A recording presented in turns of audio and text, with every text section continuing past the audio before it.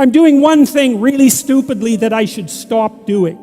It's like, how long is it going to take you to figure out what that is? It's about 2 seconds, right? You've known it forever. And you could even make it less demanding. You could say, there are some stupid things that I'm doing that I know are stupid and wrong, that I could stop doing, that I would stop doing. And then you can just start with that.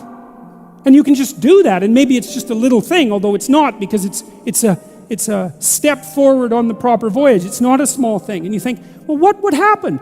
You could say, let's do this for a year or even a month. Just try not to do things you know to be stupid and wrong for a month.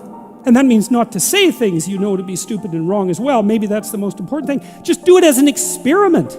See what happens. And it's so fun because I have people writing to me from all over the world who are saying they're doing that. They're saying, well, I cleaned up my room and then I stopped saying stupid things and my God, it's like things are way better. It's like, who would have guessed it?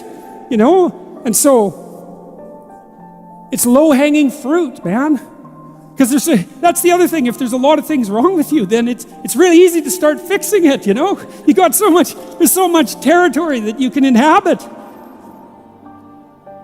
I will make of thee a great nation. I will bless thee. That's good.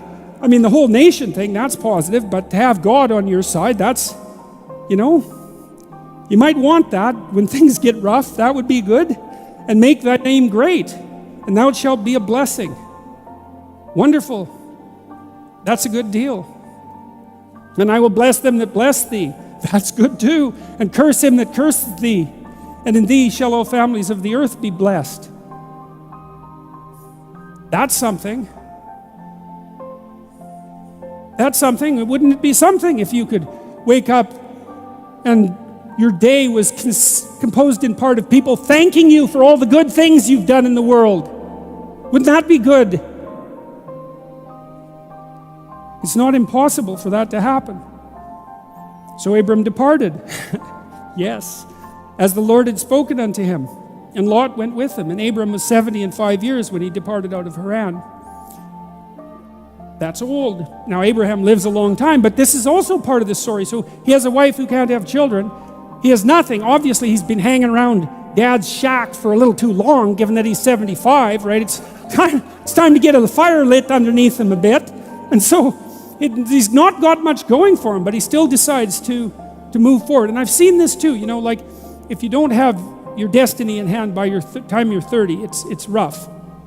You start hurting. And if you don't have your destiny in hand by the time you're 40, then you really start hurting. And 40 is a real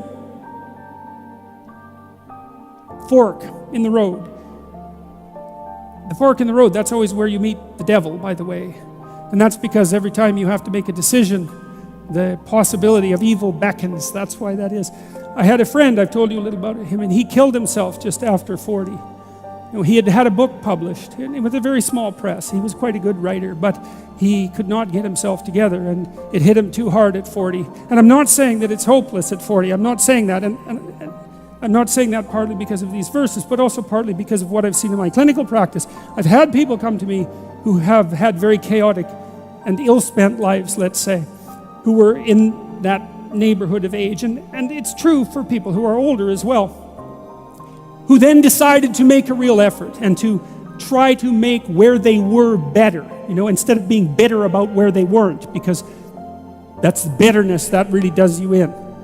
It's really not good. It's the opposite of gratitude. It's the manifestation of resentment. It makes you malevolent. It's very, very bad to be bitter. It's hell to be bitter. And if you're 40 and you're not successful, then you have to accept your lot and you have to start to improve what's right in front of you. And if you do that, it doesn't take very long. It's quite interesting to watch people. Things can be a lot better in 6 months, and they can be way better in 2 years. Like, it's a struggle, uphill struggle, but it's by no means impossible. And I don't know, again, what the limit of that is. I suppose it depends to some degree on the degree of your commitment. But anyway, so it's another indication of the real validity of this story. God isn't setting this up to be easy, right? Abraham's old, and his wife is old too, and more than that, she's barren. How is he going to be the father of nations? How is he going to be successful? Well, the initial departure point is insufficient, radically insufficient. And that's very inspiring because it means that you can start from where you are.